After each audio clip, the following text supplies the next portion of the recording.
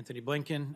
It is great to have you here, Mr. Secretary. We have a lot to cover, so I'll be relatively brief. We have, many of us, just come from a moving, powerful service in memory of former Secretary Madeleine Albright, an extraordinary person who lived a remarkable life and career, and whose impact on the Department, on the Senate, on our nation, on the world, rooted in her commitment to democracy, to advancing the role of women, was profound. I intend to propose naming a portion of the Fulbright Fellows for her, as we did for one of her predecessors, for whom she also worked, former Senator and Secretary Edmund Muskie. The National Democratic Institute, where she long served as board chair, is naming their annual Democracy Award for Secretary Albright. And Mr. Secretary, we very much look forward to suggestions from you as to how the State Department may want to also honor her service, especially as a defender of democratic principles and someone who advanced the role of women leaders around the world. I have just returned from a number of nations, including Georgia, where the President, in particular, cited the mentorship and the example of Secretary Albright. No Secretary of State has an easy job, but yours in particular at this moment in our modern history is exceptionally demanding, and you have done exceptionally well at it. We are grateful both for the way in which you have represented us in the world and for your recent trip to Kyiv, which we look forward to hearing about, but also for your responsiveness to the committees of the Senate. You have testified frequently at great length and been very accessible. And so I wanted to thank you both for your service more broadly, leading the State Department, representing us in the world, but also for your engagement with this committee. We face a number of challenges, more than I need to take the time to recite in detail. Russia's unprovoked, unjustified, and brutal invasion of Ukraine with regional and global security implications that we need to confront and will be felt for decades. A global food security crisis greatly exacerbated by the war in Ukraine, now threatening hundreds of millions with food insecurity. A global pandemic that's infected 500 million, killed 1 million Americans, caused immense economic damage, and that continues to pose threats to all of us as new variants may emerge. Climate change, which continues to accelerate and threatens the entire world. Iran and North Korea, both whose non-proliferation, whose efforts at nuclear proliferation threaten their regions. China, which continues to be a peer competitor and expands its influence around the world in ways we need to confront. And a growing clash between the forces of democracy and authoritarianism, to say nothing of a record refugee crisis and ongoing conflicts in Syria, Yemen, Ethiopia, South Sudan, Libya. On the positive side, Mr. Secretary, you and the President have rallied NATO in defense of Ukraine, its people, and its sovereignty. This administration is embracing our alliances and building coalitions, not embracing isolationism. You've shown the world that, as Secretary Albright so often said, we are the indispensable nation and the critical role that we can and must play. We've provided hundreds of millions of U.S. manufactured COVID vaccine doses, which, unlike those provided by Russia and China, are effective against all the variants. You've reaffirmed the role that the United States must play in advancing democracy and human rights around the world, and shown strong leadership on tackling climate through a variety of means, including the Development Finance Corporation. You're tackling global challenges like economic instability and violent conflict with new tools like the Global Fragility Act, and you are addressing deeply rooted staffing and diversity challenges at the State Department with new resources provided by Congress. We here in this committee have worked hard to find a bipartisan path forward and to support and promote our national security and diplomacy interests. I am thankful for my ranking member, Senator Graham, who has been a good partner over a number of Congresses to myself and to the former chairman of the subcommittee, the chairman of the full committee. Yet we have genuinely struggled to get either the allocation that this subcommittee deserves or to fully meet the objectives that this subcommittee has taken on. We faced huge challenges last year with an allocation $4 billion below the budget request, and we were able to soften that impact really only by rescinding $2 billion from the Afghanistan account, an option we will not have again this year. We have done nothing to address our UN arrears. We have not done enough to face the growing food security and refugee crisis, and we have a great deal of work to do together. So as our NATO partners have, we need to demonstrate that we can pull together and work together in the way this subcommittee traditionally has. We look forward to hearing from you, Mr. Secretary, how you see this year unfolding, what your highest appropriations priorities are, and how we can work together to achieve our nation's goals. Senator Graham. Thank you, Mr. Chairman. Mr. Secretary, welcome. You are a very hard worker, and I enjoy, working with you where we can, and we have our differences. This subcommittee has had a good track record of trying to put money into programs that produce value for the American people, make the world a safer place. The World Food Program is under siege, so there's a lot of talk in the building about another supplemental. Count me in. I'm willing to look at Ukraine in terms of what their needs are. So you're just going to have to come to reality here that as the world changes, this subcommittee has a role to play. When it comes to the State Department, I want to thank those under your command, Ms. Secretary. I've spent a lot of time in the military. A lot of us go to war-torn regions, but it's the diplomat, the Foreign Service officer, the USAID worker. They're in harm's way just as much as anybody, and the work they do on behalf of stability can sometimes create a peaceful world better than dropping a bomb. And I think the military agrees with that. So the military is a big fan of this account because without developmental assistance and showing up, you're going to lose ground. Just got back from Japan, Taiwan, and Australia. They want to do more. There's a backlash brewing against China's misadventures. One of my colleagues, I think, had a discussion with you yesterday about what's the big deal about Ukraine. It used to be part of the Soviet Union. I think we can find common ground here that Putin has no legitimate claim on Ukraine. It's a sovereign nation. Back in the 90s, they did the Budapest Memo, where Russia, the United States, and Great Britain guaranteed sovereignty of Ukraine if they would turn their nukes over to Russia. That agreement has been stepped upon. I think most of us here believe that Putin wants to recreate the old Russian Empire, the Soviet Union. Ukraine is just a warm-up act. Moldova, he will go until somebody stops him. So this is not about a buffer zone between Russia and NATO. It's about a man with an ambition that I think is going to destroy his country and has killed thousands of innocent people. And I appreciate the flow of weapons. It has been on the increase. I hope we can do more, and I think we should do more. But I want you to understand, Mr. Secretary, most Republicans do not see Putin's endeavors as any way legitimate, and that we all understand if we don't stop him in Ukraine, he'll keep going. When it comes to China, Japan is going to increase their military spending. The Solomon Islands, haven't heard about that much since World War II. China's in play there. Appreciate you sending some diplomatic presence there. Developmental Finance Corporation is a brilliant idea, I think. It's now time to have a DFC component for Asia to compete with the Belt Road Initiative by China. And I would like to work with the chairman and the secretary in beefing up our developmental aid presence in Asia to combat China. Afghanistan is heartbreaking. We'll talk about all of that.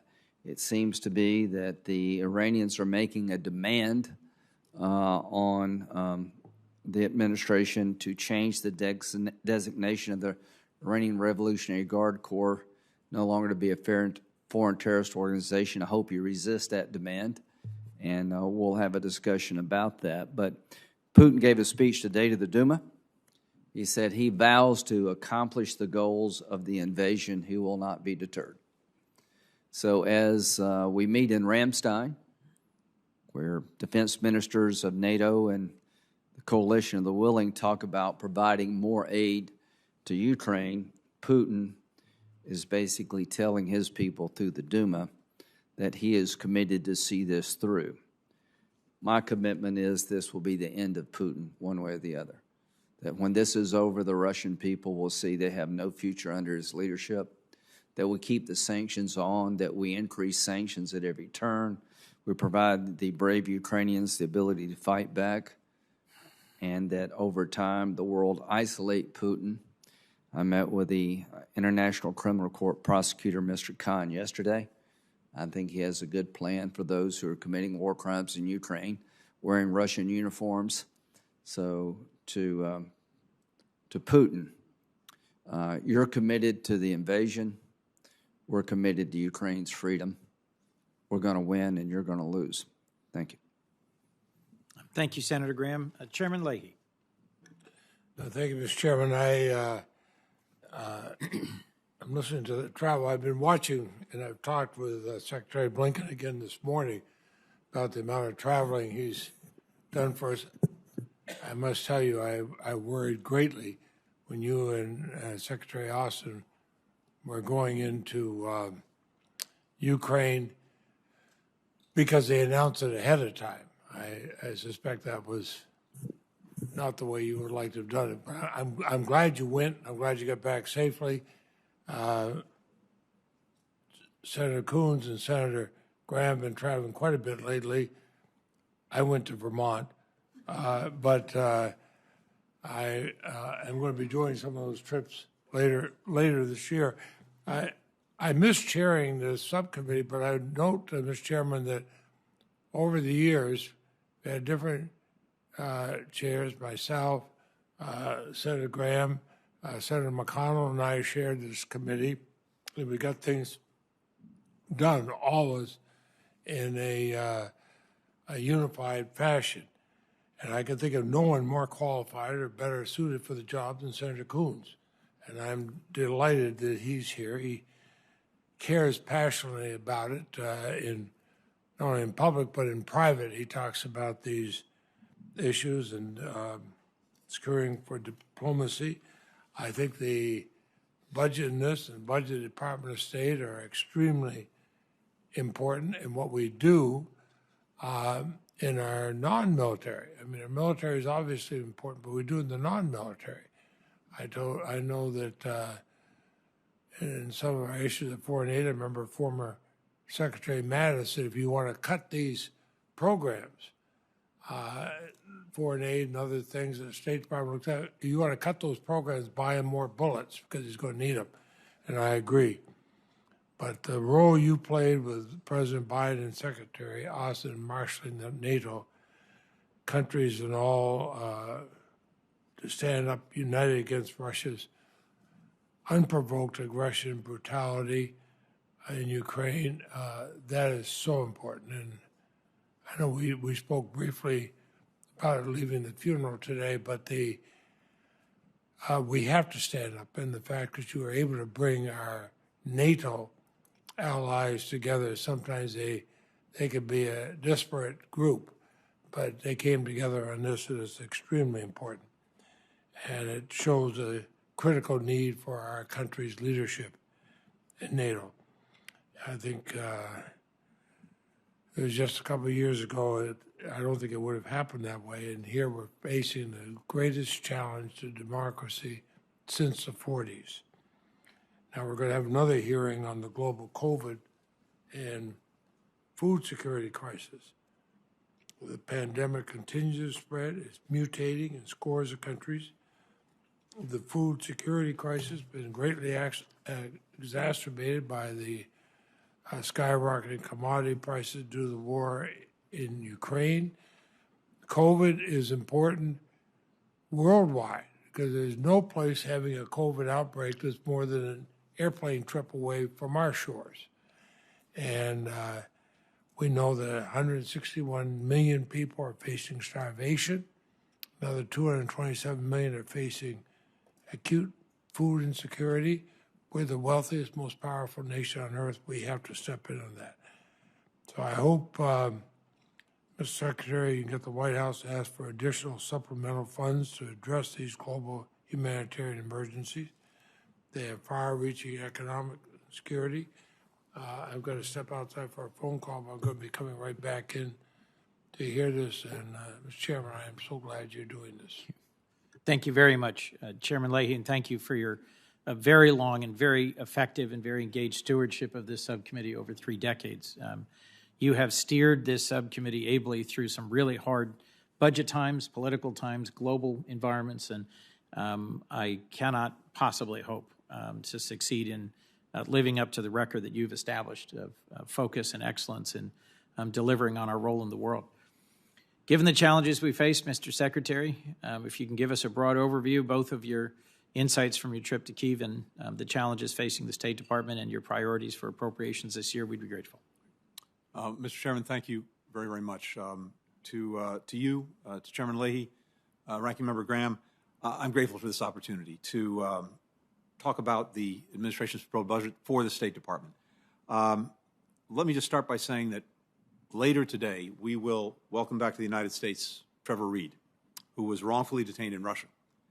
We're deeply grateful to our allies and partners who helped in this effort to bring him home. And I especially want to thank Special Presidential Envoy for Hostage Affairs, Ambassador Roger Carstens, known well to all of you, Ambassador John Sullivan in Moscow, and others in our government, including in this Congress, who worked relentlessly to bring Trevor home and who continue to press for the release of Paul Whelan and other U.S. citizens wrongfully detained abroad. As you've noted, several of us just came from a ceremony honoring Madeleine Albright. And just to take a moment to honor her extraordinary service. She was a friend to me, a mentor to me, someone I sought counsel in. She had, I think, as you all know, an incredible clarity of voice, a voice that I think we can all still hear, and an ability to really get to the essence of things. Few diplomats have so clearly embodied the ideals for which our country stands, or done more to project them around the world. We mourn her passing, which is softened only by knowing that her example is going to continue to guide our department and our foreign policy for years to come. I look forward to finding ways to honor her in the department. And Chairman Leahy left the room, but I did want to say to him that this may be the last time that I have the privilege of speaking on a budget request before a committee that he leads. And let me just simply join in the chorus of people thanking Chairman Leahy for his extraordinary service, not just for the service, but for the way that he has served and continues to serve. Always championing the vital importance of investing in diplomacy and development, always insisting that human rights be at the heart of our foreign policy, including, of course, by authoring a law requiring our government to withhold support for foreign security forces that commit gross human rights violations. And always being a partner to Secretaries of State across 8 administrations. The Department will always appreciate Chairman Leahy's support for our people and for the work they do around the world. I read about a surprise tribute that Chairman Leahy received last week in Vermont's General Assembly. I was struck by something that he said, and I quote, "I think of Vermont as a place where you can develop your conscience. I think of the Senate as a place that should be the conscience of the nation, and sometimes is." So I would say for a long time, Senator Leahy has, in fact, been the conscience of this institution. When I served here, I certainly felt that very strongly. Our nation and the world are better for it. Mr. Chairman, Ranking Member Graham, I have a statement that goes to the budget proposal, goes to our modernization agenda, but in the interest of time, I'm happy to submit it for the record so that we can get to a conversation and questions. Terrific. Thank you very much, Mr. Secretary. I'll begin what are 7-minute questions. We may get to a second round, but there is a vote scheduled for 3:30. So if members intend to come back for a second round, please make sure that my staff knows. Thank you for your tireless work on pulling together our allies in support of Ukraine. Ukraine faces a brutal invasion by Russia, and I would be interested first just in a few questions about a supplemental that we understand may be coming soon. Bridget Brink's been nominated to be the next U.S. ambassador to Ukraine. Will you be resuming operations in Kyiv as well as in the west of the country, and will the supplemental include funding to return U.S. Embassy personnel and provide for their security? First. Second, in addition to military and humanitarian assistance, do you think this supplemental will or should include funds for the global food security crisis and the pandemic? And then last, I've just returned from Georgia. Many of us have expressed concern about Moldova and Georgia, which are also roughly in the position that Ukraine is, meaning not members of the EU, not members of NATO, countries that are receiving Ukrainian refugees and where there is a real and present threat of Russian aggression against Moldova and Georgia. So if you would, Mr. Secretary, that's my opening set of questions. Mr. Chairman, thank you very, very much. A few things. First of all, with regard to the supplemental, that should be coming forward in the next couple of days, and it will include very robust assistance requests for Ukraine, for partners and allies, and as well as, of course, our ability to function in Ukraine. With regard to our diplomatic presence, we have diplomats going back to Ukraine this week as we speak to begin the process of looking to reopen the embassy in Kyiv.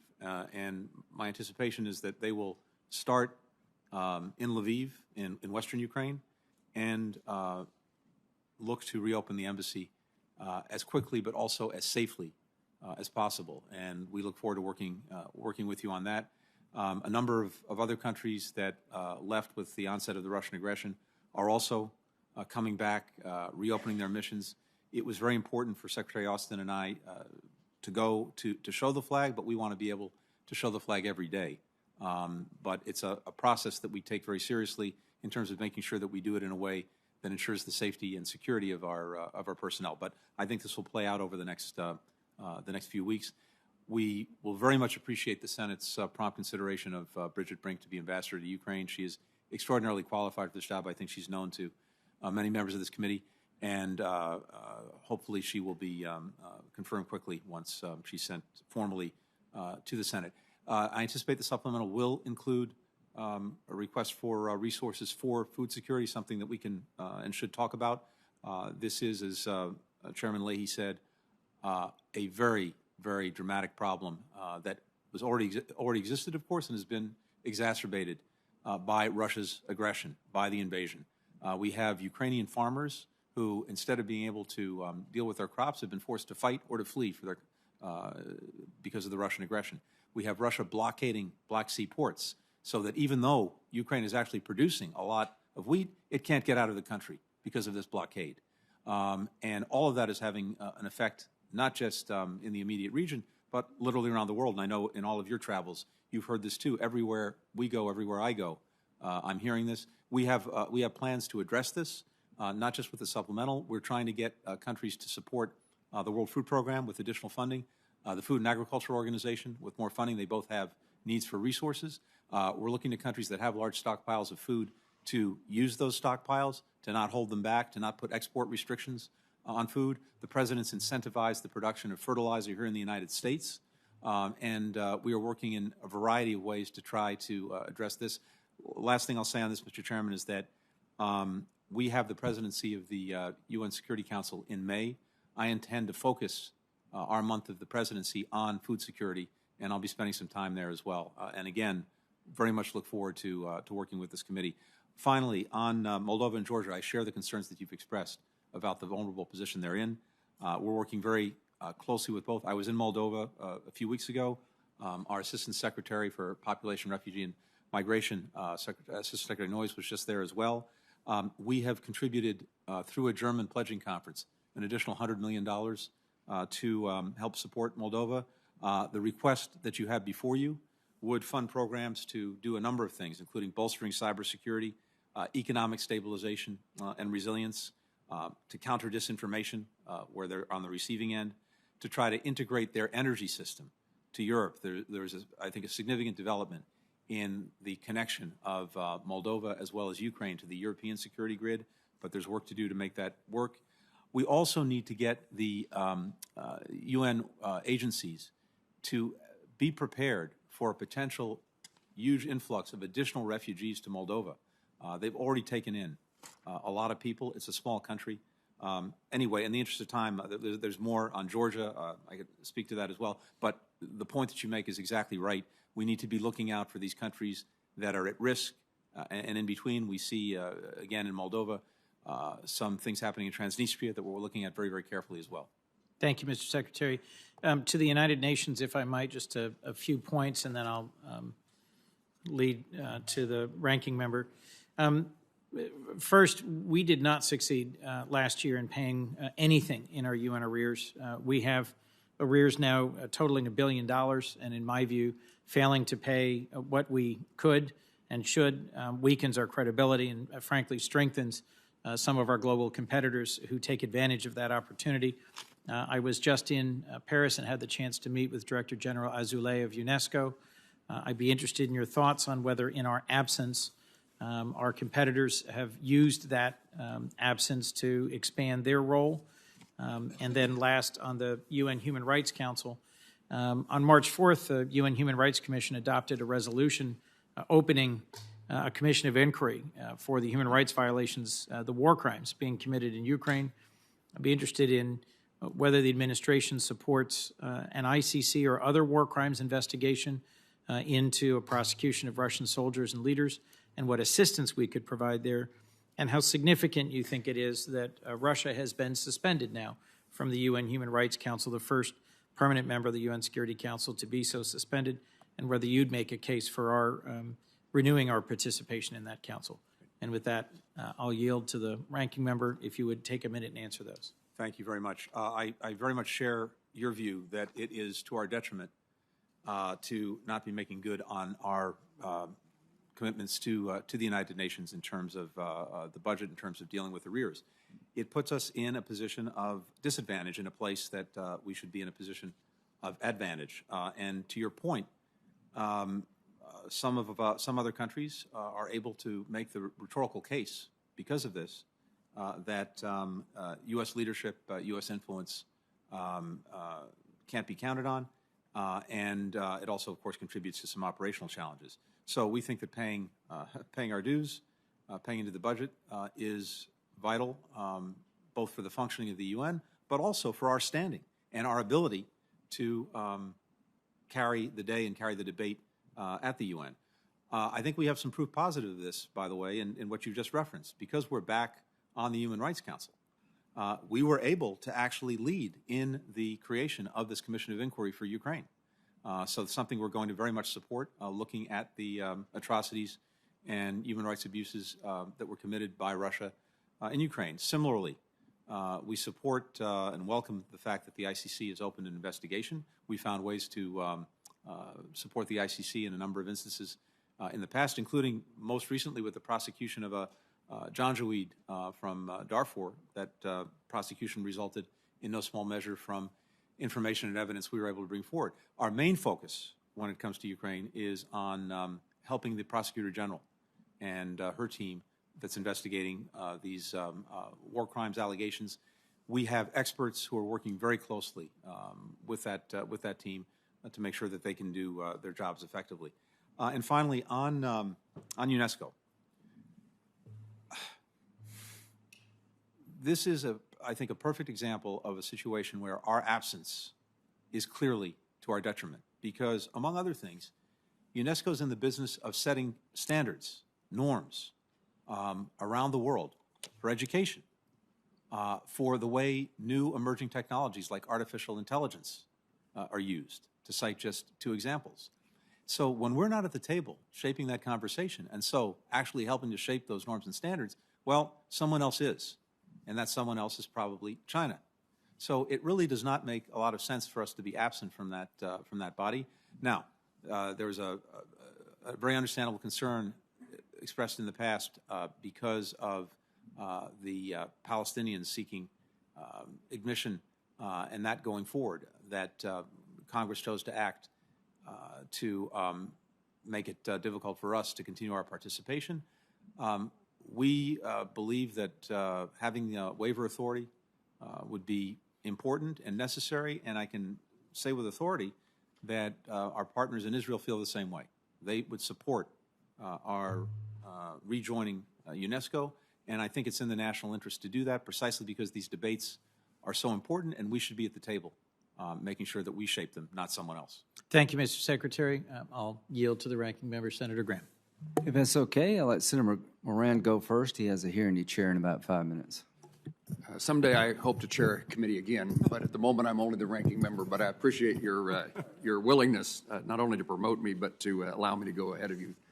So Senator Graham, thank you. Mr. Secretary, thank you. I would join in my commendation for the chair of the full committee and the chair of this subcommittee and I always appreciate the opportunities I have to work with them. Mr. Secretary, yesterday you told the Foreign Relations Committee that you believe our allies and partners are prepared to sustain and build upon the sanctions imposed. And I'm a member of the NATO observer group, so I'm talking about NATO, and I'm talking about the circumstances that we all face in regard to the invasion, the evil invasion of Ukraine. From your conversations with our allies, and particularly Germany, who have pledged to increase their defense budgets, what do you see as happening next? Will this last longer than this particular circumstance? And you indicated that they would build upon sanctions imposed. What do you anticipate that building to include? Senator, thank you very much, and thank you for your leadership at this critical time on this issue. A couple of things. First, I think what we've seen to date is extraordinary in terms of allies coming together, both in support of Ukraine, but also in exerting pressure on Russia. We said before this Russian aggression took place, as we saw it coming, we tried to head it off, but Putin went ahead. We said back in December that there would be massive consequences imposed on Russia if it went ahead with the aggression. The reason we were able to say that with confidence is because for many months we've been working with allies and partners to build those massive consequences, including unprecedented sanctions. And I think that many of us would not have fully expected that we would actually be able to carry that through. Thus far we have, and we're seeing, as a result of the pressure imposed on Russia, an economy in free fall. Most predictions suggest it will contract by 15% this year. We're seeing capital flight from the country to the extent that Putin's not able to prevent that. We are seeing an exodus of companies, more than 600 businesses, international businesses with brand names, leaving Russia, denying Russian consumers the ability to get those products. And the export controls that we've been able to impose, working with other countries, mean that Russia will not be able to effectively modernize critical parts of its economy and its system, including the defense sector. But to your point, it's vitally important that we sustain this effort. And that means making sure that, as we've done to date, allies and partners come along as we do this. We are in constant contact with them. We will continue to roll out sanctions in the weeks ahead. This is not stopping as long as Russia is not stopping. And the European Union itself is continuing to do that. I think the next step is one of the things that they're looking at is an oil embargo on Russia. They are working on that. We are looking to see what they do. We will continue to focus on additional sectors of the Russian economy to make sure that we continue to ratchet up the pressure. I anticipate that this is going to go on for some time, and all the more reason why we have to make sure that we sustain what we've been able to put in place. Mr. Secretary, thank you. I was on the border of Ukraine just a couple weeks ago. My takeaway then, as it was previously and continues to be, and what I'm looking for is reassurance. I want to make sure the United States, in my view, it would be immoral for us just to provide enough assistance for the Ukrainians to survive and not win. And I also think that our help should include more than defending the Ukraine, the offensive capabilities of Ukraine to attack those areas that are attacking them. Can you assure me that that is policy, that's what we're doing, or would you want to dissuade me from my views? A couple of things. First, thanks to the tremendous support, generosity of the American people through this Congress, we've been able to date to provide the Ukrainians with exceptional support. And this is something that started well before the Russian aggression. The initial presidential drawdown took place back in Labor Day of last year, $60 million. Then there was another significant drawdown of about $200 million around Christmas time. All that was done relatively quietly. The Russians had not yet committed their aggression, but we wanted to make sure that Ukrainians had in hand what they needed if Putin carried this forward. And when he did, The main reason that the Ukrainians have been so successful thus far in repelling the Russians is, of course, because of their own courage. Remarkable. But it's also because they had in hand the tools they needed to do that. And in particular, the javelins, the stingers, systems of that nature were critical in winning the battle for Kyiv. I can tell you that, broadly speaking, when it comes to anti-armor systems and anti-air systems, for every Russian plane and every Russian tank in Ukraine, we and allies and partners have been able to provide the Ukrainians to date with about 10 systems for every plane and every tank. But to your point, the nature of the battle is now shifted. And what's happening in the east and southern Ukraine is very different than what was happening around Kyiv in terms of what the Ukrainians need to be able to repel the Russian aggression. And so heavier artillery has been critical, and we're working assiduously, and others are, to get them that. Shore to ship weapons to deal with the challenges in the Black Sea, also vital. Heavier armor, tanks, etc. All of that is in train. Secretary Austin was in Germany yesterday, as you probably saw. A pretty remarkable scene. 40 defense ministers sitting around a huge table, all working on coordinating the effort to get to the Ukrainians what they need. We spent 3 hours with President Zelensky, his Minister of Defense, his Chief of the Armed Forces, the Foreign Minister, et cetera. And a chunk of that time was spent on going in detail through Ukraine's needs going forward. So the short answer is we are determined to get them what they need to deal with this Russian aggression and to push the Russians out of the country. It's another matter as to whether the Ukrainians should take actions that go beyond their borders. My own view is that it's vital that they do whatever is necessary to defend against Russian aggression, and the tactics of this are their decisions. But what we're doing with all of these systems is making sure the Ukrainians have the means to defend themselves. That's what this is about, and making sure that they can do whatever is necessary to push the Russians out of the country. Mr. Chairman, I won't ask another question, but if I can compliment or at least support a decision that the Secretary has made. I encouraged you several weeks ago, a week or more ago, to return to Kyiv with our diplomatic embassy. You are headed that direction. It sounds like it's going to occur in stages, but I am supportive of the United States having its embassy in Kyiv as quickly as it's safe for our personnel. And I want to thank you for a couple of folks, several of your folks, Naz, Courtney, Paul, Jeff, Consular Affairs folks who have been exceptionally helpful to us in our efforts to solve problems for Kansans and Americans around the globe. Thank you. Senator, thank you for saying that. We very, very much appreciate it, and we look forward to continuing to work with you. Thank you. Thank you. Chairman Leahy. Thank you, Mr. Chairman. And Secretary Blinken, I had stepped out, but I heard your kind words outside. I didn't jump back in because I didn't want to interrupt you. I was enjoying it too much. But thank you.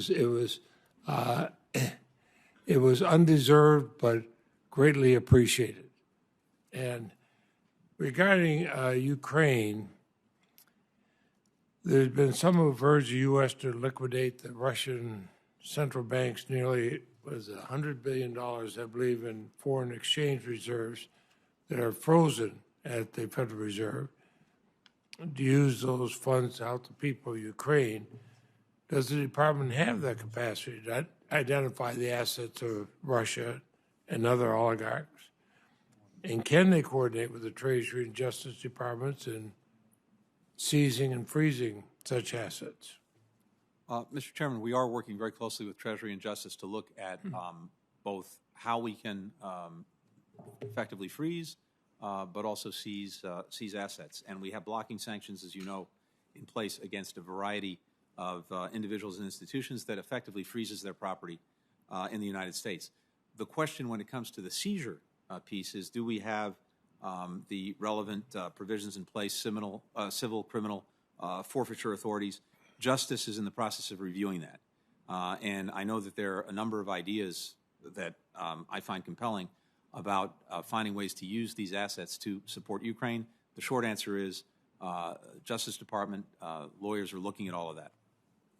Of course, it doesn't help that a lot of those assets are behind various walls, one after another, fake corporations and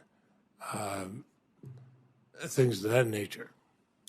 Yep, and I think it goes to the importance of having transparency, beneficial ownership rules, etc.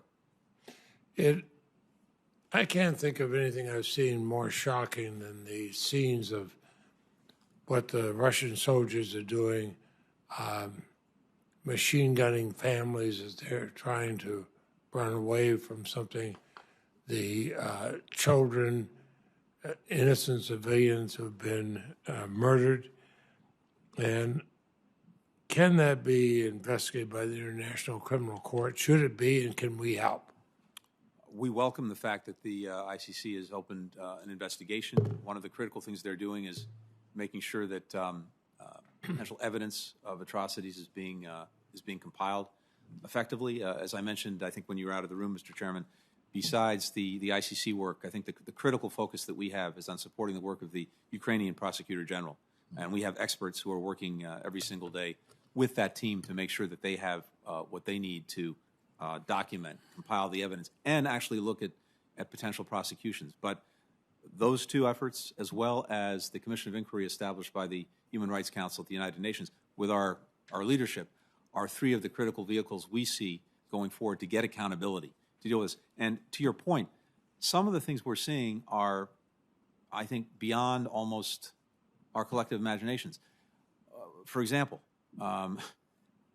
there are very credible reports that the Russians have been in retreat, booby-trapping things like people's washing machines and toys, so that when people are able to return home and go about their lives, they're killed or injured as a result of one of these booby traps. I look at some of the landmines and cluster mines they're using in this javelin type mine that you don't even have to touch it, you come near it.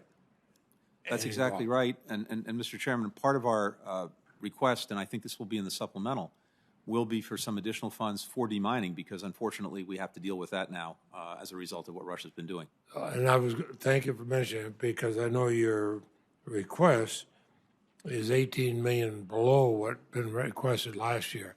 I have a feeling you're going to need a lot more for humanitarian demining. And as you know, I've long sought to rid the world of landmines, but I think also what the prosecutors are getting is going to be extremely important for historians. Mm-hmm. Those who don't understand the mistakes of history, it's almost a cliche, but they're condemned to repeat them. The world is going to see this because there is no question that it's crimes against humanity. And we're going to need, I think the World Food Program projects an unmet need of $10 billion. I would hope we'd have requests to beef that up. And the president's budget request is about $8 billion above the fiscal year 2022 enacted level, but war in Ukraine, the COVID-19 pandemic, climate change, and so on, is this not the moment we should be investing more in the State Department and other agencies and more? I know this is something Chairman Coons has talked about at length, putting more in foreign ops, not less. Mm-hmm. So, and lastly, and my time is running out, the Leahy law, would you and your staff please talk with us how that, the one that prohibits assistance to units of foreign security forces that are committing gross violations of human rights. I think you have some money in your budget for Leahy law vetting, but are you confident that that's being carried out as much as it should be? Mr. Chairman, in my judgment, it is. I think it's being consistently and effectively applied. We have $15 million in the budget this year to conduct the vetting. It's a critical part of what we do, and I think we have the resources as well as the focus necessary to carry that out in the way it was intended. And I just mentioned, Chairman, your plane was delayed, but we had a meeting, at some extensive meeting. I know Senator Durbin and I were there yesterday with the president and others about Cuba.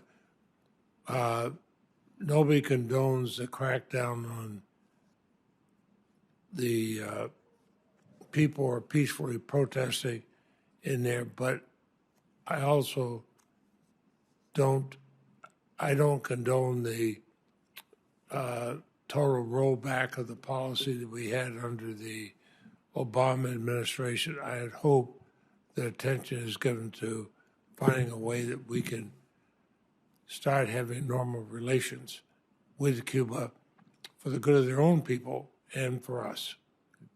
Thank you, Mr. Chairman. I look forward to catching up with the president. I haven't talked to him since your meeting, but I look forward to hearing from him on the meeting. Thank you, Mr. Chairman.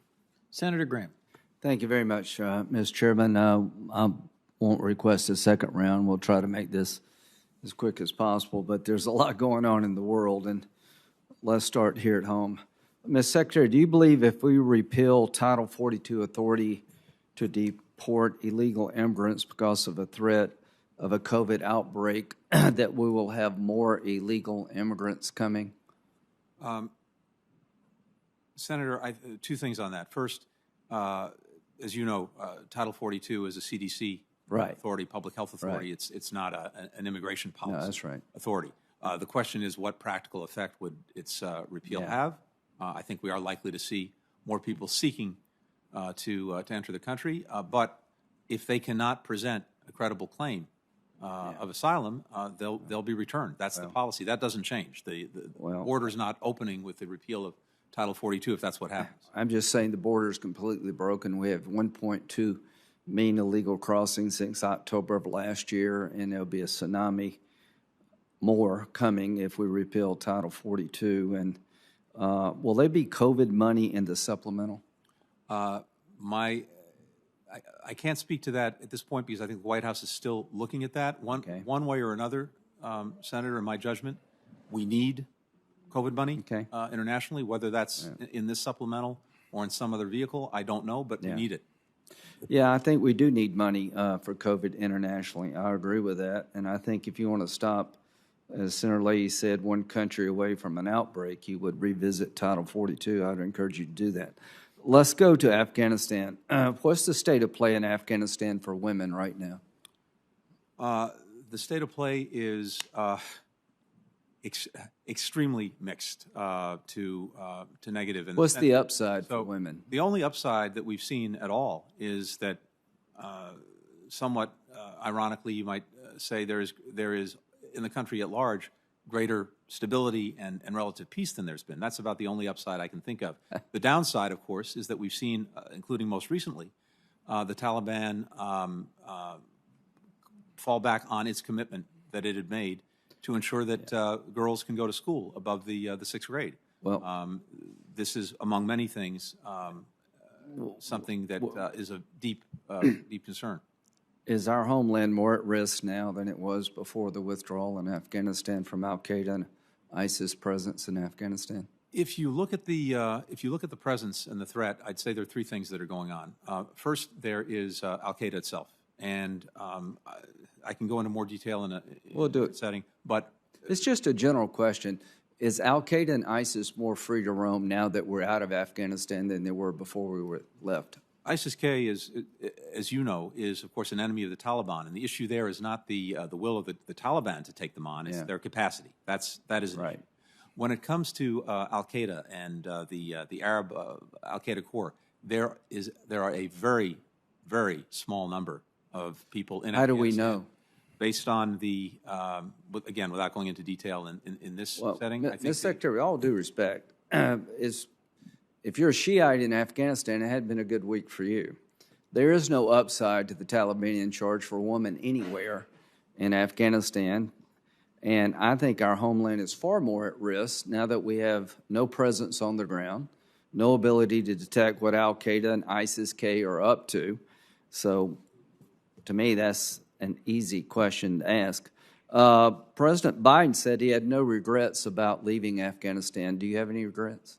I don't, Senator, in the sense that this was America's longest war. No, that's fair enough. Is the war over? Have we ended the war between us and radical Islam by leaving Afghanistan? We went to Afghanistan, as you know well, for one reason, which is to deal with the folks who attacked us on 9/11. We decimated al-Qaeda and its ability to continue attacks beyond Afghanistan. Osama bin Laden was brought to justice more than a decade ago. It was time to end the longest war. Have you heard the assessment by the Secretary of Defense and others that how long would it be before an attack against America originating from Afghanistan would mature? And they said 2 years. Is that a successful withdrawal? Again, that's what they said. I asked them. And I don't want to myself put words in their mouths, but the question anyway, was how I just think could it's the threat potentially reconstitute? Yeah, well, it's just ridiculous to say that we're safer by letting the Taliban take over Afghanistan and that women have any upside. Let's go to the Ukraine. Are you pursuing Russia being a state sponsor of terrorism? We're looking at that. And the question is... What's hard about that? The question is this, and this is something that the lawyers are looking at. There's no doubt in my mind, Senator, that the Russians are terrorizing the Ukrainian people. Well, what about Syria? The question is this, and again, this is something that that lawyers are looking at, to make sure that we actually meet the statutory requirements of that designation. Well, if you need to change the law so that Russia fits in, you'll have 100 votes. I don't know what more you'd have to do as a country to be a state sponsor of terrorism. They've decimated the Ukraine, and they're all over Syria, dropping barrel bombs on people. So you mentioned that you're looking at it. I would encourage you to look at it and act upon it. Putin vowed today in the Duma that he would stay committed, even though there have been heavy losses, to accomplishing the goal of the invasion. What would you like to say to him? Very simply, end this aggression, end it now. Well, it seems not to be working. What are the consequences to him if he keeps this up? I think we've already seen devastating consequences for Russia. And let me say this. First, in terms of his actual objectives, as stated in his own words, he has already failed, because those objectives were to eliminate Ukraine as an independent and sovereign country, to subsume it back in some fashion into Russia. We know already, as a result of the extraordinary courage of the Ukrainians, that that's not going to happen. And as I've said, there is going to be an independent and sovereign Ukraine around a lot longer than Vladimir Putin will be on the scene. So it's already a strategic From your lips to God's ears, and I want to help you where I can in that endeavor. When it comes to winning in Ukraine, describe very briefly what winning looks like for Ukraine and the United States. Winning is going to be defined by the Ukrainians, and we will support whatever they decide is in their interest. Have they told you what winning looks like? Right now for them, and I don't want to put words in their mouths, but I think their focus is, of course, on repelling the Russian aggression and getting the Russians out of their country. Senator Moran, that our goal was to get Russia out of Ukraine. Is that our goal? That is Ukraine's goal, and as a result, that's our goal as well. Okay, great. If Russia uses banned chemical weapons in Ukraine, what will our response be? The President has been clear that there would be severe consequences for any use of a weapon of mass destruction by Russia. We have been working not only within our government, but with allies and partners across the world. Can we put a parameter on what severe consequences would look like? I'm not going to telegraph in public what we can do. I can tell you that a lot of work has gone into planning against every possible scenario. And again, in a different setting, I'm happy to get into that. We'll take that up. If Russia explodes a tactical nuclear device in Ukraine, would you consider that an attack on NATO? Because the radiation would go well beyond Ukraine. All of this, including the potential use of a nuclear device, a tactical nuclear device, is part of the planning we're doing. And again, we can get into that in more detail. Well, in just a setting. couple more minutes. Do you think our policy regarding Russia and Ukraine has been successful? To date, in my judgment, Yeah. yes, in the sense that we said this, Senator, before, when we saw the likelihood of a Russian aggression many months ago. So you think this is successful? I would say two things. First, when we saw this as a possibility, we did two things, and we did both of them at the same time. We worked to see if we could head it off through diplomacy And that dialogue, didn't work. And that did not work. Right. But we also said at the same time that we would make sure that we and the Ukrainians and the world were prepared if Russia went through with its aggression. And we have been. Ukraine has done an extraordinary job in pushing the Russians back from Kyiv. The world has come together to support the Ukrainians as a result of American leadership and American engagement. The world has come together to impose massive consequences on Russia for its aggression, again, as a result Okay, well, of with our all due leadership and respect, engagement. So I think in terms of what we set out to do, Yeah. so far, this has been successful, but it has to be sustained. I just take issue with the fact that we've been successful in Ukraine. One, they invaded. We told them not to. They did. They're killing people right and left. And, you know, we're slow getting weapons in. I hope it turns out well. But do you think our withdrawal from Afghanistan affected Putin's decision to invade at all? I do not. Senator, I think he looks at these things on their own terms. Why did he pick this year? Well, when he went into Georgia in 2008, we had more than 150,000 troops between Afghanistan and Iraq. Yeah. That did not deter him. When he went into Ukraine in 2014, But he hasn't the first time, dismembered the state of Georgia. He's occupied, you know, there's two provinces there. But why did he choose to invade Ukraine this year, you believe? I think a number of factors came into play.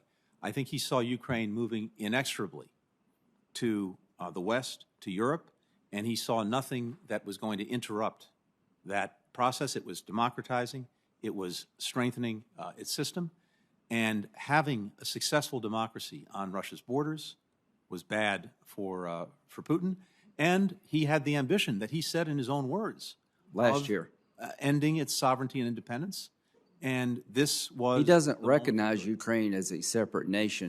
That's correct. Yeah, so it's not really about them being democratic. They've been moving toward democracy for a long time.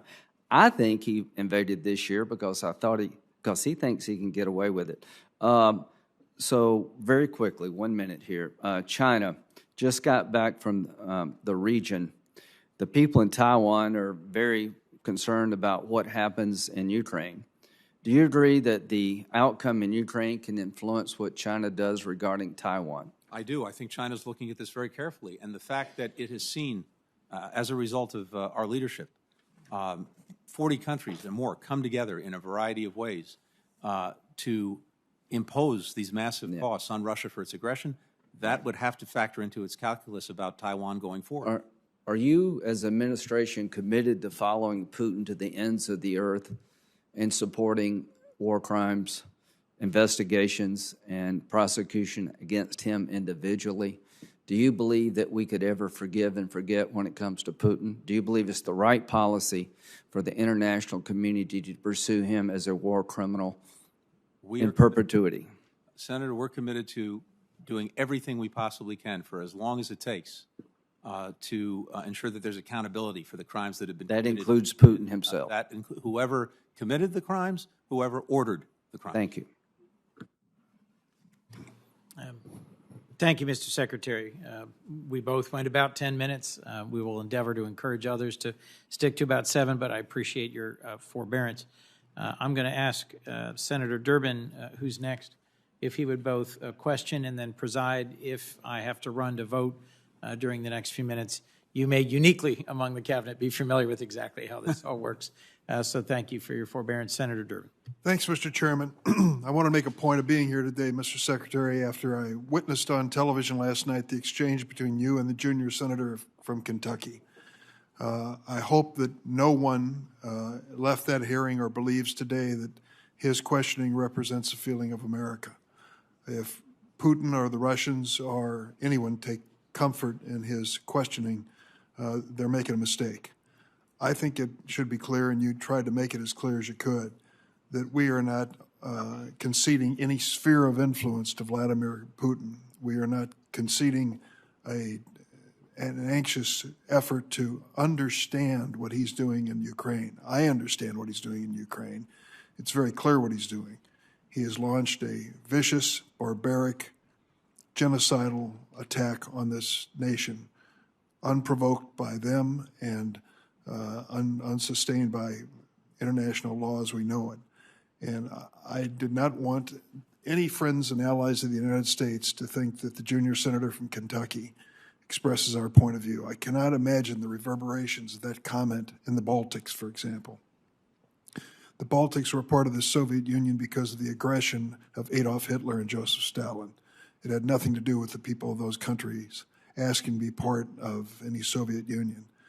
And they survived to this day as small, vibrant democracies loyal to the United States because they are part of NATO and they share our values. And we are not giving that up to Vladimir Putin under any circumstances. I hope what I've just said you agree with. I do. Good. Let me talk to you about a sentiment that has been expressed by Senators Moran and also by Senator Graham, and I share. And the sentiment is this: the earliest analysis of what would occur when the Russians invaded Ukraine suggested, and this is before the invasion, that Kyiv would last a matter of days, the bulk of the country a matter of weeks, but the resistance that would be formed against any Russian occupation could go on for months or years. And Putin would have learned under those circumstances that he had won a Pyrrhic victory, if he even wanted to call it that. The reality of the situation is much different. Kyiv has not fallen. You were able to visit that city with the Secretary of Defense. The bulk of Ukraine is at least stable, though there are terrible examples of fighting going on at this point. And my concern is this: we are trying to scramble in the last 53 days, is that correct? 54 days, to readjust our thinking about the future of Ukraine. We underestimated the courage and resiliency of the Ukrainian people, the determination they have shown to defend their own country. We perhaps overestimated the power of the Russian military. And as a consequence, we have to readjust to the fact that the Ukrainians have won significant victories. My concern, is expressed by my Republican colleagues, is this: are we throwing a 10-foot rope to someone drowning 20 foot offshore? Are we falling short of what they need for something decisive to happen in our interest and their interest? Are we doing enough from a diplomatic or military viewpoint from your point of view? I would hate I'd hate to see the situation where we're saying how proud we are of NATO coming together with all its strength, and at the end of the day, a devastated Ukraine with refugees by the millions and people in unmarked graves is what's left behind by Putin. That's hardly a NATO victory. Would you comment on that? Thank you, Senator. What Russia has done and continues to do to Ukraine every day, the brutalization of the country in the parts where Russia is engaged, is a tragedy that in and of itself can't be undone. People have died, been killed in the most awful ways. That can't be undone. People have been displaced from their homes. 5 million refugees, 7 million displaced persons inside of Ukraine, including, by most estimates, 3/4 of the children of the country have been displaced at one point. Some are moving back. And even if when they come home, that's not going to fully erase the trauma that they've been through. So some of the damage that's been done is quite literally irreparable. Having said that, I believe that we are, the United States, many other countries, coming together to make sure that, to the best of our ability, the Ukrainians have what is necessary to push back this Russian aggression. They've done that successfully in and around Kyiv. They are engaged now in a ferocious fight in southern and eastern Ukraine. And as I mentioned a few moments ago, Secretary Austin was just in Germany yesterday with 40 ministers of defense to make sure that we're all coming together to get the Ukrainians the kind of weaponry that they need in a battle that has changed in its nature to continue to do what they need to do to push back this Russian aggression. We are focused like a laser on that and on making sure that they have what they need. Some of that is coming from the United States. Some of it is coming from many other countries that are engaged, and it's being done in an organized and coordinated fashion, and it's being done in full consultation with the Ukrainians. But as I said, we have to continue to sustain that and follow through. Let me just cite one quick example, though, of how this has evolved. It used to be that when the president made a drawdown order, it might take some weeks between the time the order was given and the time the equipment in question got into the hands of those it was going to. This is now happening in many cases in as little as 72 hours. From the time the president did the drawdown to the time weapons are getting into the hands of Ukrainians to use them against the Russian aggression, 72 hours. We were just there, as you noted, and talked with all of the folks on the ground who are helping to make sure and coordinate the security assistance that's getting in to the Ukrainians. It's a remarkable operation, and it's working in real time. We have to keep that going, and we have to make sure that they are getting what they need to deal with the actual threats that they face.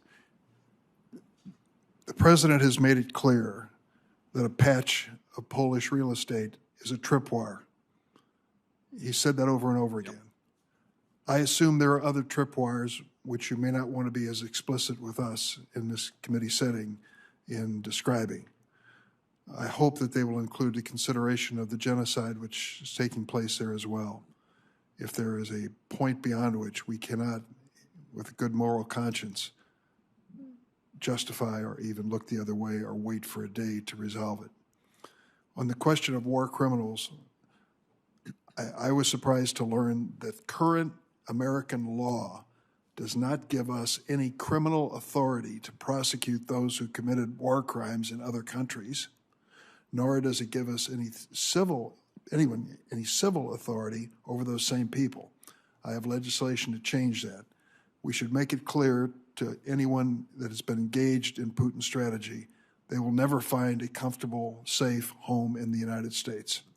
And I hope that I can bring that to your attention and that your people will take a look at it. I look forward to looking at that, Senator. Thank you. If I could mention two or three other things, Senator Haggerty, I'll wrap it up quickly because I know you probably are waiting to vote as well. Afghanistan, Mark Frerichs. I wanted to make a point of making a record of our continuing concern about this Illinois resident who is being held captive in Afghanistan. Are you familiar with this situation? I'm more than familiar with it. It's something that I've intensely focused on. Thank you. We hope that we can bring him home. The Chinese bullying of Lithuania over their decision to recognize a Taiwanese office. Are you aware of this situation? Again, more than aware of it, extremely focused on it. We jumped in very quickly when that happened to make sure that we could bolster Lithuania, including with economic assistance, creating greater opportunities for trade and investment. We've also rallied countries and partners in the European Union to do the same thing. The European Union has stood up against this kind of coercive action by China, the bullying that it's tried to use, and Lithuania has been extraordinary in its resilience and fortitude against it. But yes, very focused on that as well. Is there a path forward in Haiti with the situation that we currently face? It's a long path forward.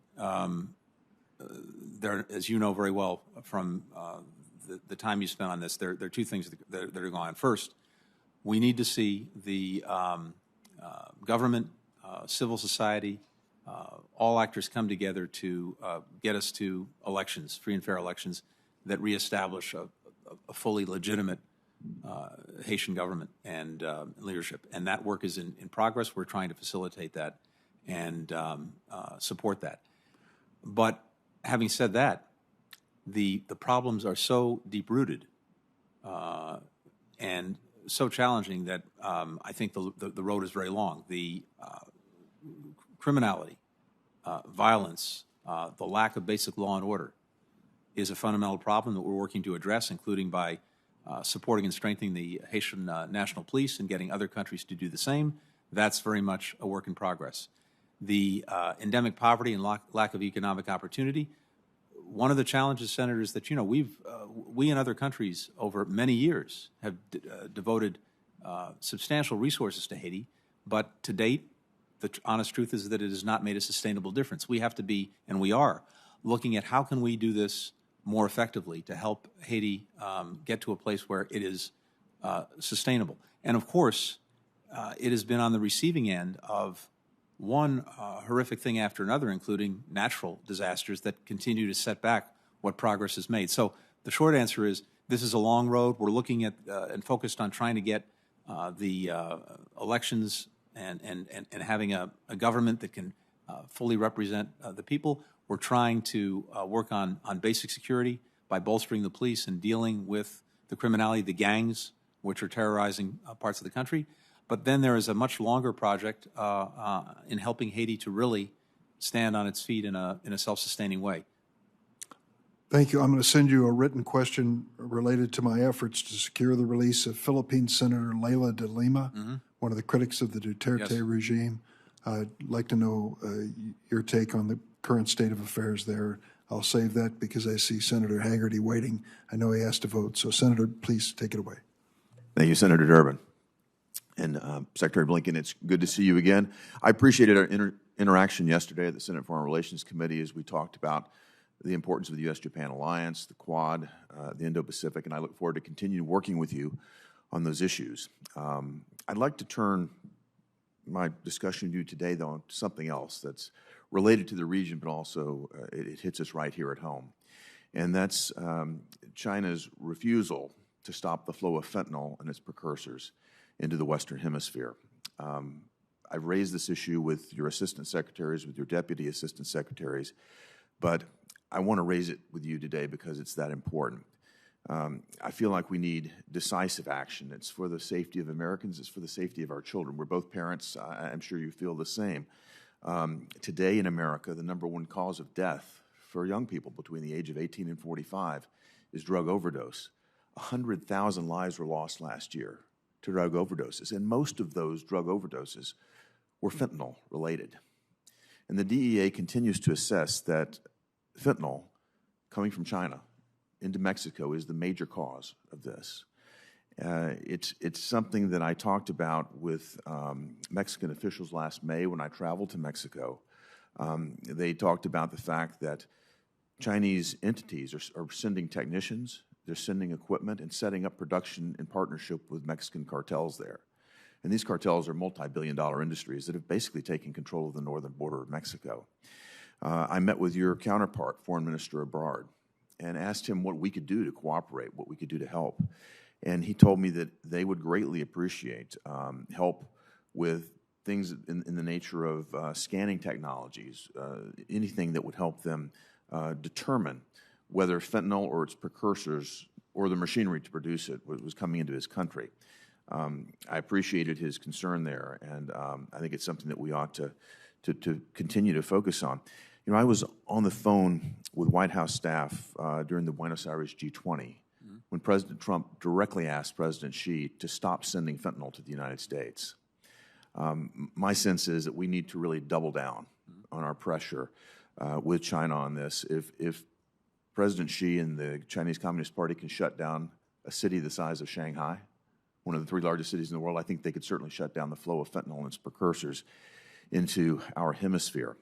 And I know you have many difficult conversations with your Chinese counterparts, but I'd like to hear your thoughts on what our strategy might be and encourage you to take on this difficult challenge too. Senator, thank you for raising that. I very much share your concern. I appreciate your focus on it and the efforts you've been making.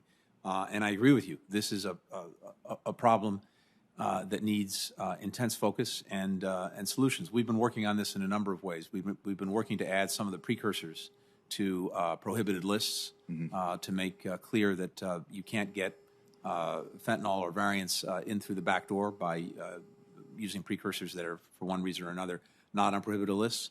We've made some progress there. We are working with the Mexicans on exactly this question. We reestablished the security dialogue with them last year, and part of this is looking at of course, the flow of drugs of any kind into the country, and what assistance do they need to more effectively police it. I'm going to follow up on the specific suggestion that you referenced to make sure that we are, if we haven't already done it, actually looking at that and doubling up back with them on what it is they need to effectively police fentanyl. I can tell you this has come up in engagements between President Biden and President Xi, so it's been raised to that level as well. But I'd also welcome working with you and your team on ways that we can effectively address this problem. I appreciate that very much. And again, in my conversations with Foreign Minister Bard, that may have predated what you've been talking about, but he sincerely believed that there were technology solutions that we could help provide that would help them. I've seen some of those technology solutions deployed at our southern border. I went to our southern border earlier this month to see what's happening there. It's a tragedy in terms of the flow of narcotics coming across the border. But again, I saw the technology that we're putting in place now that can sense in a very sophisticated manner the illegal substances that, at least where they may be hidden. So I appreciate any efforts that you might make to work on that. I also wanted to take on for just a moment longer the topic of India and our U.S.-India relations. The world's oldest democracy, of course, is the United States, but India is the world's biggest democracy. And I think they have, I think what I see before us is something I'm certain that is very frustrating in the short term when we have our differences, and you deal with that every day. But in the long term, the strategic partnership that we have with India, I think, poses the opportunity to do more good in the 21st century and have more consequence and more impact than anything that the CCP could do coming from their perspective. And I believe that there's great untapped potential there in terms of developing that partnership for the good of all. And I would look forward to hearing your views in terms of what concrete steps the United States and India could take together to deepen our strategic alliance. Senator, I very much share your perspective. I think this partnership has the potential to be one of the most important and foundational partnerships that we have going forward over the next decades. This has actually been, I think, a success story over multiple administrations, going back to the end of the Clinton administration through the Bush administration, particularly with the Peaceful Nuclear Cooperation Agreement that, by the way, now President, then Senator Biden helped shepherd through this institution, through the Trump administration as well, and prior to that, the Obama administration, and now through ours. President Biden has spent a lot of time directly engaged with Prime Minister Modi and India's leadership. Of course, as you know very well, we have energized the Quad that brings India together with Australia and Japan and us. This has been a very important vehicle for strengthening our collaboration across a whole variety of fronts with India. I've spent a lot of time with my Indian counterpart and very much agree with you. What's interesting, and we talked about this a little bit yesterday in the Foreign Relations Committee, is this is a moment of, I think, strategic inflection, by which I mean this. A number of countries are now relooking at some of their relationships and some of their interests, particularly when it comes to their relationships with Russia. And of course, in the case of India, there's a relationship that goes back decades. And Russia for India was, out of necessity, a partner of choice when we were not in a position to be a partner. Now we are, and we are investing in that effort. I think there is a growing strategic convergence between the United States and India, and of course, China is a big part of that. But I very much share your perspective, and this is a major area of focus for the administration and for me to make sure that we are doing everything we can to strengthen and to build on that partnership going forward. I appreciate that very much, Mr. Secretary, and I would just add one more point of encouragement. In my recent trip to Japan, I spoke with Prime Minister Abe, who developed a very good relationship with Prime Minister Modi. And I know you know Prime Minister Abe as well. And I would encourage you, as you talk with your Japanese counterparts, to engage them and finding good ways to work together with India because they seem to be on the same track and the same mindset as we are. Thank you very much for your comments today. Appreciate your testimony. Senator Van Hollen. Thank you, Mr. Chairman, and let me start by congratulating you on assuming the chairmanship of the subcommittee, first hearing, and look forward to working with you and the ranking member. And I also want to commend the chairman of the full committee, Senator Leahy, as others have done, for his incredible service. Mr. Secretary, good to see you. We had a chance to talk yesterday in the Senate Foreign Relations Committee, so I'm not going to retread that ground. But I do want to circle back on the sanctions issue because I think you and the President, the Secretary of Defense, the whole team have done a really good job in accelerating now the deployment of weapons and also isolating Russia to the extent we can at the UN and other places, and moving forward on sanctions. But as the sanctions go on, sustaining them is going to be key, and expanding them is going to be key. And leakage in the sanctions only helps Putin. And there are countries that right now and other entities that are violating the sanctions. As you indicated yesterday when I asked, we have not applied any secondary sanctions so far. I think we've got to use the secondary sanctions authority the administration has, including against countries and entities in countries that are not simply maintaining their current or pre-war imports of Russian oil and gas and other commodities, but have increased it. And I would just urge you to do it because I think you're going to see growing movement for mandatory sanctions in the Senate and the House if you don't use the existing authorities that you've got within the administration. I just want to make that really clear. Let me say something about the Czech Republic, and you and I and others just came from a beautiful memorial service to Secretary Albright. Of course, she and her family came to the United States from then Czechoslovakia when I think she was about 11 years old. I had a meeting with the Czech foreign minister yesterday, and he indicated that they were willing and wanting to provide some of their Soviet-era helicopters, Mi-24s, to Ukraine, but wanted sort of a swift agreement for us to replace those with Vipers, and if not new Vipers, with some of the Vipers out of our inventory now. So I just want to encourage you to move forward on that as fast as possible. And Senator, just on that, the Defense Department is looking at that right now. Yeah. This is something that I think is very important across the board, which is a number of allies and partners have provided weapons from their stocks to the Ukrainians. In some cases, that leaves a void that, understandably, they want to fill. One of the things that we'll be coming forward with in the supplemental are funds to help provide additional foreign military financing to partners and allies. That is one vehicle by which they can make up any of the systems that they've shared with the Ukrainians that leave a void with them. At the same time, of course, we're looking at what we have on hand. The Pentagon is focused on this particular case as well as a number of others. Great. No, I appreciate that. No, I know you're trying to overturn every stone, but anything we can do to accelerate that effort. Of course, something else Secretary Albright was very involved in was trying to stop the bloodshed and atrocities in the Balkans at the time. And I also had a chance to meet with the Foreign Minister of Bosnia-Herzegovina yesterday. And I think Senator Shaheen raised this issue, and I just want to underscore it. I think we're worried about what will happen in November when, as I understand the process, the UN Security Council has to continue to authorize the presence of international forces. And if Putin exercises that sanction, that veto, it's a real problem. I know it's on your radar screen. I think I'm pleased to see the actions the United States has taken with respect to DODIC in the IRS. I hope we'll encourage our European allies to work in that direction. As you said yesterday, to try to accelerate the integration of Bosnia-Herzegovina into the European family. A couple other issues. Senator Menendez raised yesterday the fact that Turkey had now essentially convicted Osman Kavala to a life sentence.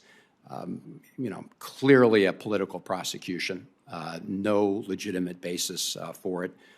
The administration did make a sort of, a tepid statement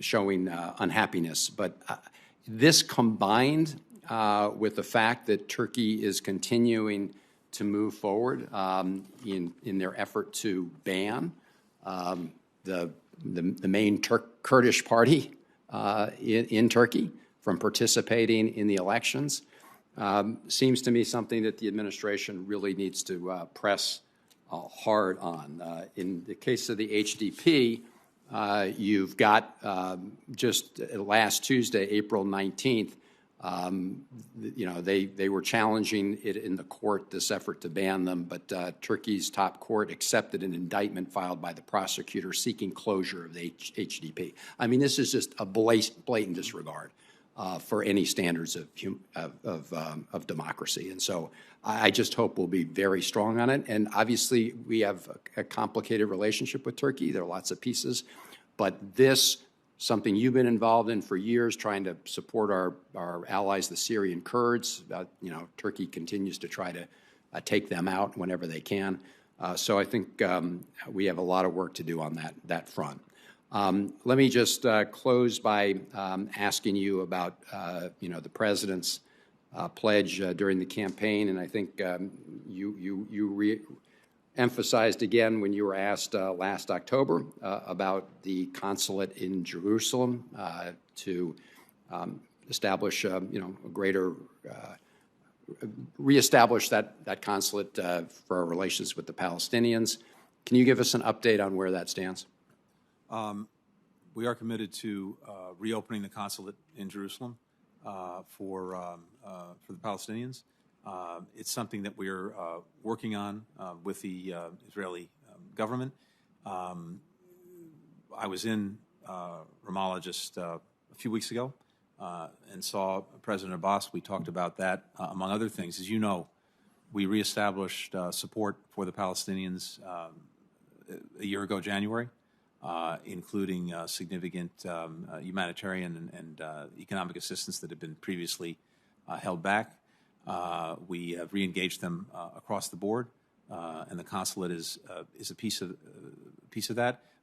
It does, of course, require coordination with and support from Israel, including, for example, providing privileges and immunities for the staff of the consulate to be. So it's a work in progress, but it's something that we continue to work on. Thank you. I appreciate your efforts, and thank you for going through a whole lot of issues very quickly. All right. Thank you, Mr. Chairman. I got to go vote, I think. Thank you. And, Mr. Secretary, it's my understanding we have no other members seeking recognition. If I might, I just had 2 or 3 quick questions on some very specific programs that Senator Graham and I have worked together on over a number of years, both to get them authorized in law and then to fund them. I have a lot of other questions I'd be happy to ask, but we both have other things we need to get to.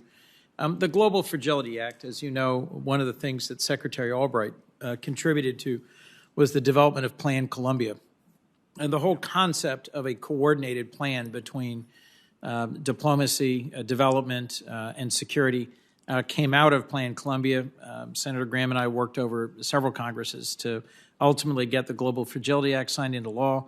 I'd welcome a chance to talk in more detail about the selection process, the path forward, the strategy to prevent conflict and promote stability. I'd be interested just in hearing briefly now from you a timeline for the development of implementation plans. And the requests for funding were very modest relative to the scale of the problems. We have many other areas where we have requests that outstrip the budget of this committee. I'd just be interested in your view on the timeline for implementing these strategies and what we might be able to do together to improve the focus and investment in this area. Mr. Chairman, the timeline for implementation is now because just a few weeks ago, the President signed off on our proposed focus, including the countries in question that we would focus on. And so this is something that we're moving out on and very much welcome working with you on as we move forward and actually implementing it. But it's right on the front burner. Thank you. The Development Finance Corporation, I'm planning to have a hearing with Scott Nathan, the CEO, to discuss their fiscal request. But I just wanted your view of their performance to date and their role in supporting the administration's priorities. Senator Graham asked about China. There's a number of other members that see its significant potential, whether it's in climate resiliency and combating climate change, whether it's in the West Bank or in developing better opportunities for economic development that might promote stability in other areas. What's your view of how they've performed? And I'm sorry, could you just repeat the last part of that? Well, the Development Finance Corporation has a potentially very broad range of areas of activity. Each senator has their own view as to whether it should be principally countering China or dealing with climate or working in the Middle East, in the Israeli-Palestinian conflict or elsewhere. I'd just be interested in your overall view as to whether they've achieved the potential that the act that created the Development Finance Corporation imagined for it. Thank you. First, I'm a very strong supporter of the DFC. I think it's a very important and powerful tool, one that I appreciate, and it gives us the ability to do a number of things. One of the things it gives us the ability to do is to more effectively offer an affirmative, positive alternative to China's development programs, including Belt and Road.